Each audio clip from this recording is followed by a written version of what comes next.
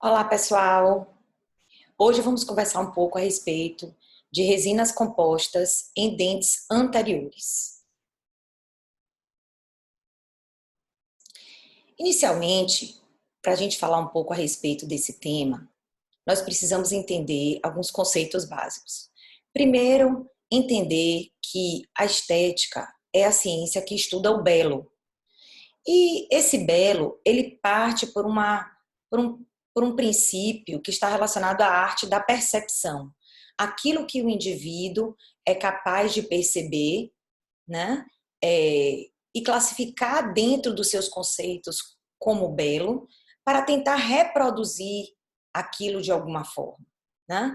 Mas não adianta nós pensarmos em estética e não pensarmos em função. Nós precisamos, além de reproduzir esteticamente a estrutura, o dente, nós precisamos também colocá-lo em função de forma harmônica, para que ele cumpra o seu papel. Um outro fator importante é a questão da autoestima. Então, dentes anteriores comprometidos esteticamente, eles interferem diretamente na autoestima do indivíduo. Então, nós, profissionais da área de odontologia, temos uma função extremamente importante no restabelecimento dessa autoestima. Então, para isso, precisamos conhecer bem os materiais e as técnicas, saber da expectativa do paciente e entender, né, reconhecer os nossos próprios limites.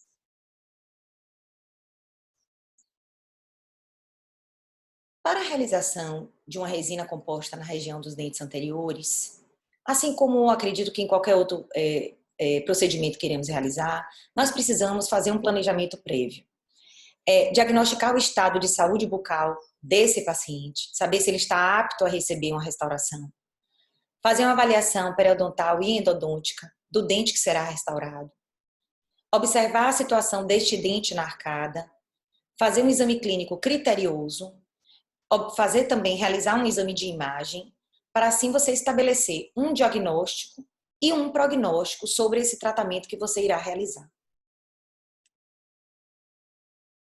Dentre as propriedades da resina composta que nós precisamos avaliar, uma delas é a cor. A cor é algo que influencia diretamente no resultado final da restauração que iremos realizar. E observem bem que nós temos diferentes cores de resina e diferentes cores de dentes. Então, numa mesma boca, dentes podem apresentar tons diferentes.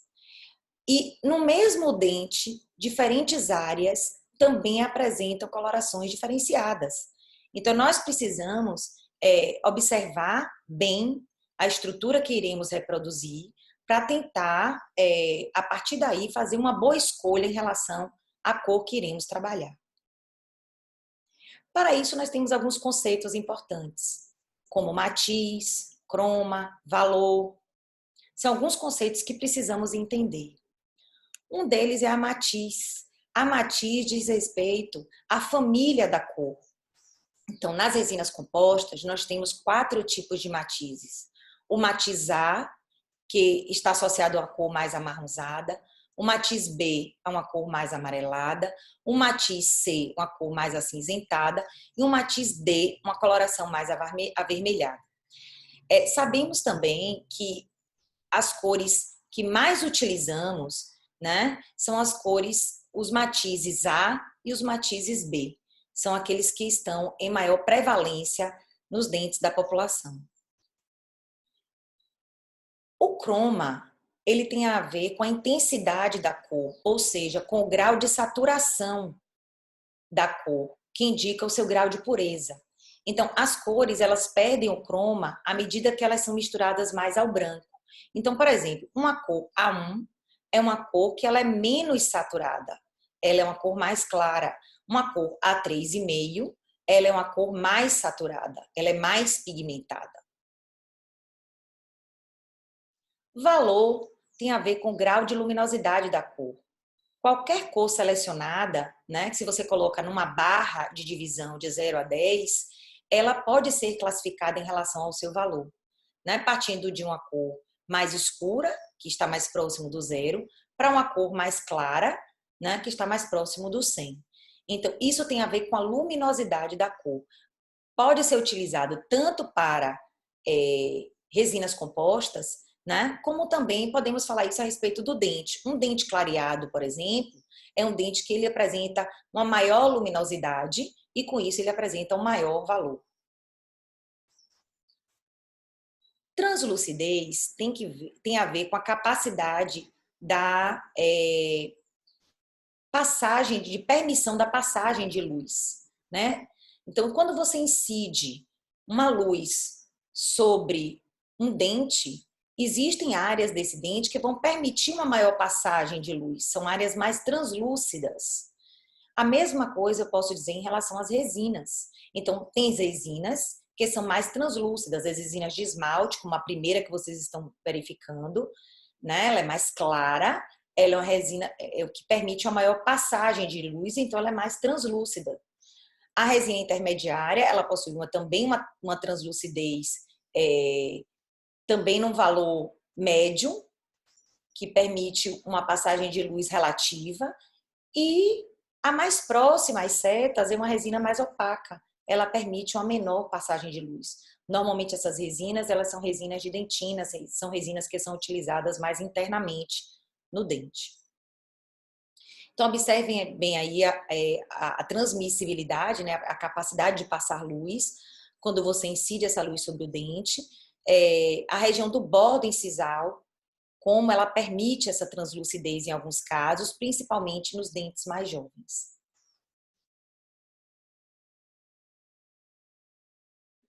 Uma outra característica importante de ser observada é a opalescência, que diz respeito a um fenômeno óptico que nós temos na região do bordo incisal. Então, observem que o dente apresenta essa coloração mais branco-azulada. Então, é importante que, no momento que você vai reproduzir um dente, observar as características desse bordo incisal, se o dente possui essa característica de opalescência, para que possamos utilizar resinas que tenham essa capacidade de ser utilizadas nessa região para reproduzir esse bordo incisal de uma forma muito mais natural. A fluorescência também é uma outra propriedade que a resina composta apresenta e ela está muito associada à mudança da cor frente a algum tipo de luz. No caso aqui estamos falando da luz ultravioleta. Então observem bem que a luz natural, as resinas compostas, elas possuem um comportamento muito semelhante. E no momento em que eu incido a luz ultravioleta, algumas delas tornam-se mais claras e outras tornam-se mais escuras. E qual o efeito disso clínico? Às vezes a gente não pensa que isso pode ter algum efeito sobre a utilização delas numa restauração. Então, observem esse sorriso de uma paciente, observe o dente 22. É um dente que apresenta uma anatomia já desfavorável, o dente já se encontra desgastado e com a coloração também não adequada. Então, ao observar esse dente frente a uma luz ultravioleta, observem que essa resina não possui essa propriedade de fluorescência. Então, o que é importante? No momento da avaliação do uso do material, observar todas as propriedades que a resina apresenta para uma melhor escolha durante a sua restauração, para obter um resultado final mais favorável. Quando vamos selecionar uma resina composta, existem alguns tipos de classificação para utilizar a resina. Aqui nós vamos falar a respeito da classificação no que diz respeito ao tamanho da partícula.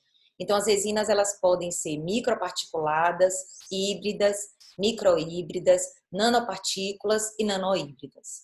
Então, existe uma diferença entre o tamanho dessas partículas. Então, as resinas, por exemplo, convencionais, elas apresentam partículas que variam de 15 a 100 micrômetros. As microparticuladas, normalmente as partículas são muito menores, são de 0,04 micrômetros, né? E as resinas apresentam um percentual em volume de partículas inorgânicas que variam de 20 a 55% em volume. As híbridas, apresentam partículas pequenas de 0,04, mas também partículas já até 3 micrômetros. Então, existe uma variabilidade no tamanho dessas partículas. E o percentual em volume varia de 60% a 77%. As microhíbridas variam um pouco menos, vão de 0,04 a 1 micrômetro. A média das partículas varia entre 0,6 e 0,8 micrômetros. As partículas são mais uniformes do que nas híbridas. E as nanopartículas, as partículas são bem menores, né? São partículas isoladas que variam de 25 a 70 nanômetros e existe aglomerados de 0,04 a 1 micrômetro associados a essas nanopartículas.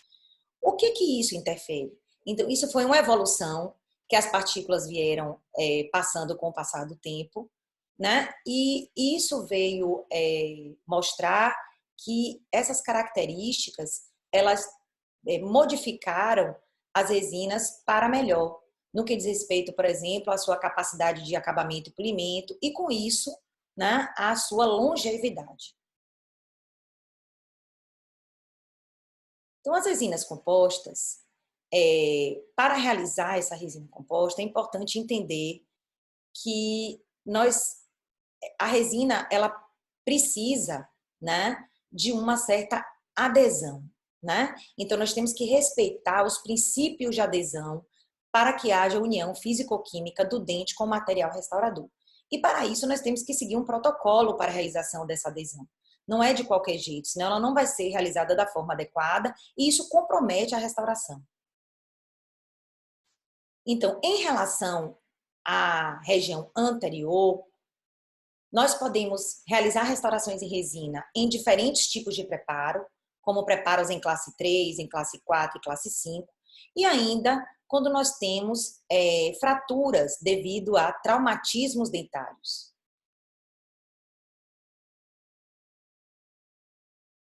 As resinas compostas, elas passaram por um processo de evolução, assim como evoluíram em relação ao tamanho das partículas, também evoluíram em relação às características que elas apresentam. Então, inicialmente, as resinas eram utilizadas de uma forma universal. Elas tinham desempenho semelhante para dentes anteriores e posteriores. Hoje, com a evolução dessa resina, hoje nós temos resinas que têm características mais opacas, características de corpo de dentina, características de cor de esmalte, características para a região incisal e ainda chamadas resinas de efeito, que vão produzir o valor que o dente apresenta ou ainda reproduzir melhor a região do bordo incisal. Então, inicialmente, era utilizada resina de camada única, né? As resinas, nós utilizávamos as resinas de forma incremental, porém, eram resinas universais, que tinham opacidade e translucidez intermediárias. Nós temos aí dois exemplos, a resina Z250 da 3M e a Z350 da 3M série corpo, são resinas que eram utilizadas sem realizar uma estratificação, eram utilizadas de forma única. Não havia uma resina para dentina, nenhuma para esmalte. Mas esse processo foi evoluindo, né? Então, passaram a se utilizar técnicas, então, utilizando duas resinas. Uma própria para dentina, que eram resinas mais opacas, resina de corpo, né? Onde nós temos aí algumas marcas comerciais demonstradas, e também nas diversas variações de cores, né? A1, A2, A3, A3,5, B1, B2, B3, e as resinas de esmalte também, que eram resinas que tinham uma certa coloração, elas tinham um pigmento A1, A2, A3, mas eram resinas translúcidas que iriam reproduzir melhor a última camada, que era a camada do esmalte. Como todo o processo de evolução, a resina também foi evoluindo e a partir daí, então, já há alguns anos, para melhor reproduzir a estética da região anterior, com todas as suas particularidades, surgiu então a técnica da estratificação. Resina de dentina, resina de esmalte cromático, resina de esmalte acromático. Então, observem que era utilizada uma resina opaca, um translúcido intermediário, depois resinas transparentes de cobertura, muitas vezes, e as resinas de valor. Então, para a realização da resina composta, ela exige que nós sigamos um protocolo. Então, o protocolo ele deve ser seguido em qualquer restauração de resina. Então, vamos fazer inicialmente uma profilaxia adequada do dente que será restaurar. Em seguida, vamos escolher a cor. Vamos realizar uma anestesia, se necessário. E a partir daí, então, vamos realizar o isolamento absoluto, se possível. Vamos fazer a remoção do tecido cariado, biselar o ângulo cavo superficial, fazer uma proteção do complexo dentina na polpa, a depender da profundidade da cavidade, colocação do ácido fosfórico a 37%, 30 segundos em esmalte e depois 15 segundos em dentina. Vamos lavar abundantemente, secar de forma cuidadosa para não ter colapso das fibras colágenas. Vamos colocar o sistema adesivo, né, que nós vamos utilizar. Vamos remover os excessos e fotopolimerizar por 20 segundos. Vamos inserir a resina por incrementos, polimerizando cada incremento por 5 segundos e uma polimerização final de 40 segundos. Vamos realizar um acabamento e um polimento será realizado, então, 24 horas após a restauração. E vamos dar as recomendações ao paciente. Bisel é um aspecto muito discutido na literatura, se devemos ou não realizar. Existem fatores positivos, como criar um efeito degradê entre o esmalte e a resina, promove um melhor vedamento e uma maior retenção dessa restauração e aumenta a distância do ângulo cavo superficial até a dentina.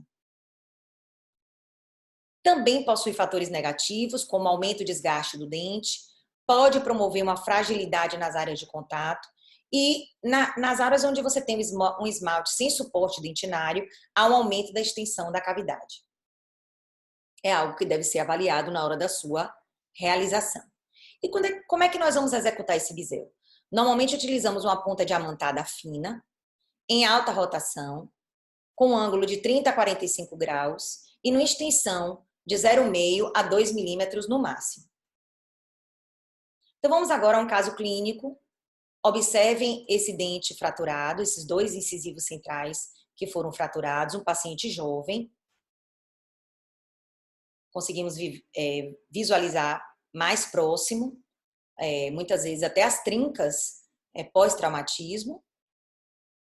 Então, foi realizada após todas as etapas iniciais do protocolo. Estamos já no momento da inserção da resina, pela técnica da estratificação, com a utilização inicialmente de uma resina de esmalte white, um esmalte branco, por isso que o nome é WA, para a confecção da face palatina. Em seguida, foi utilizada uma resina A2 de dentina, tanto na região de recheio, naquela região de dentina, para reproduzir a região dos mamelos do dente, como também colocado uma pequena faixa na região do bordo incisal para marcar mais esse bordo incisal. Isso é feito quando há necessidade, quando você percebe que se necessita de um bordo incisal mais demarcado. Foi colocada então uma resina YT, que é uma resina translúcida amarela, entre a resina A2, entre as duas faixas de resina A2, para preencher aquela região translúcida, não deixar ela tão translúcida assim, mas permite uma certa translucidez, porém um tom mais amarelado. Isso é o que o dente pede, ok, gente? Nessa situação clínica.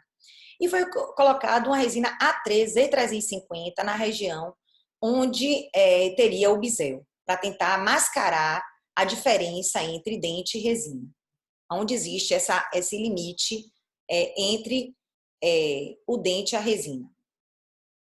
E, por fim, foi finalizada com a resina de esmalte A3E. Então, vamos para a fase de acabamento e polimento. Acabamento com as pontas multilaminadas de resina ou diamantadas para acabamento. As de resina, normalmente, multilaminadas são as de 30 lâminas. E as de acabamento na terminação F. Em seguida, vamos utilizar os discos de lixa em diferentes granulações, ok?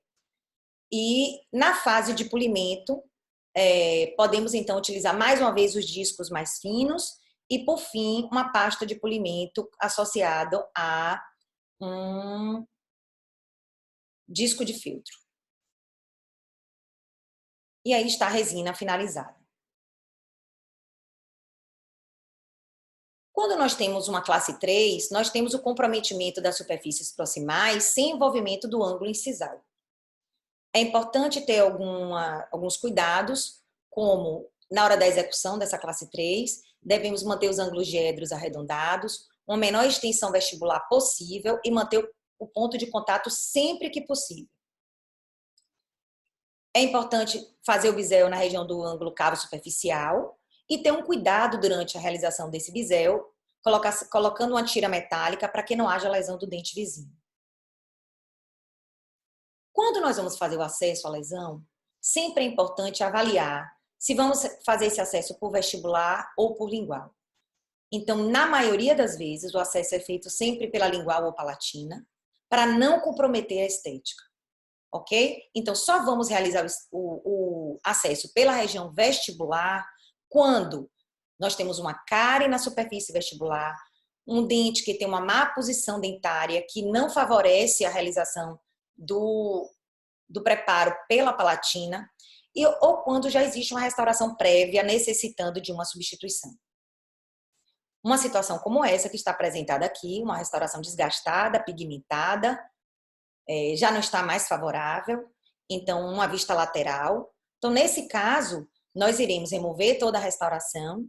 Observe aí que após a remoção, a realização do bisel, o bisel já é executado, e vamos partir para todo o protocolo da resina composta, que nós já dissemos anteriormente na restauração de classe 4, né? Protegendo o dente vizinho, vamos colocar, fazer o ataque ácido, inicialmente em esmalte, depois em dentina, vamos lavar abundantemente, secar cuidadosamente, aplicar o sistema adesivo, fotopolimerizar por 20 segundos, inserção da resina por incrementos, e aí, após inserida, nós vamos então para a parte de acabamento e polimento.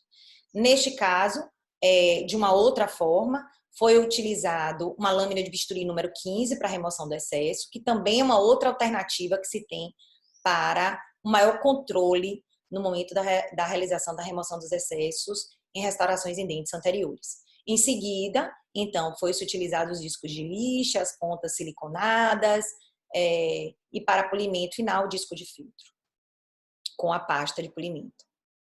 E está aí a restauração finalizada. Nas restaurações de classe 5, o que é que nós temos? Nós temos superfícies lisas de dentes anteriores e posteriores comprometidos na região gengival, seja por vestibular ou por lingual. Temos também que ter algumas orientações gerais, como temos que manter os ângulos diédricos arredondados, podemos fazer um bisel no ângulo cavo superficial para também favorecer a estética, e temos uma forma de contorno mais conservadora. Essas restaurações de classe 5, elas podem estar associadas às lesões chamadas de cariosas ou não cariosas.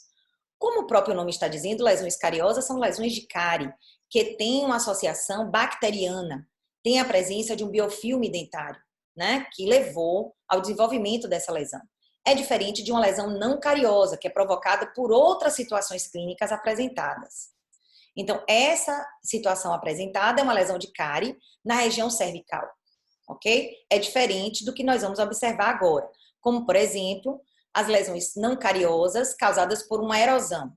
Então, a erosão é a perda da estrutura dental na região cervical por dissolução química, ou seja, pela ingestão de bebidas e alimentos ácidos ou ainda por problemas de saúde, como no caso do refluxo gastroesofágico. Então, observe as características apresentadas pelos dentes. Os dentes posteriores têm esse desgaste na região da dentina, fica como se fosse um aspecto de pires. E na região também palatina dos dentes anteriores, observem que é muito mais visível a dentina pigmentada, você não observa o esmalte presente, tá? Pode também ser uma lesão cariosa por abrasão, que está associada a um desgaste mecânico no dente, por uma escovação traumática, pelo uso de dentifrícios contendo abrasivos ou ainda por hábitos deletérios. Nessa situação clínica apresentada, observem, pela incidência da luz, um desgaste grande na região do terço médio dos dentes anteriores e também uma recessão gengival por uma má escovação, né? Um efeito abrasivo da escovação dentária mal realizada. Um outro problema que também nós temos em lesões não cariosas é a abfração, que é uma perda da estrutura dental na região cervical em decorrência de forças biomecânicas. Então, observem que você tem uma perda da estrutura dentária na região vestibular, associada também a uma recessão gengival. Então, vamos agora para uma restauração, na sequência de preparo e restauração de uma classe 5. Então, nesse caso, nós temos aqui uma restauração, uma lesão de cárie na região cervical, vestibular. Observe que foi removido todo o tecido cariado e já foi feita a proteção pulpar, o dente já está devidamente isolado, com isolamento absoluto. E vamos então seguir todo o protocolo clínico já discutido anteriormente, né? Com a colocação do adesivo ou do ácido fosfórico a 37% em esmalte, depois em dentina, uma lavagem abundante, uma secagem cuidadosa, colocação do primer, do sistema adesivo, né? O primer adesivo, né? Esfregando na cavidade, tirando o excesso e polimerizando por 20 segundos, realizando a colocação das resinas escolhidas de forma incremental, polimerizando cada incremento 5 segundos e polimerização final por 40 segundos. Fazendo a parte de acabamento, utilizando aí as lixas de granulação fina e grossa na região proximal, tendo cuidado para não romper o ponto de contato, também fazendo a parte de acabamento na região anterior e, por fim, a restauração finalizada. Bom, gente, era isso que eu tinha para falar com vocês hoje a respeito de resina composta em dente anterior. E no momento seguinte, então, nós nos encontraremos para tirar as dúvidas, ok? Tchau, pessoal!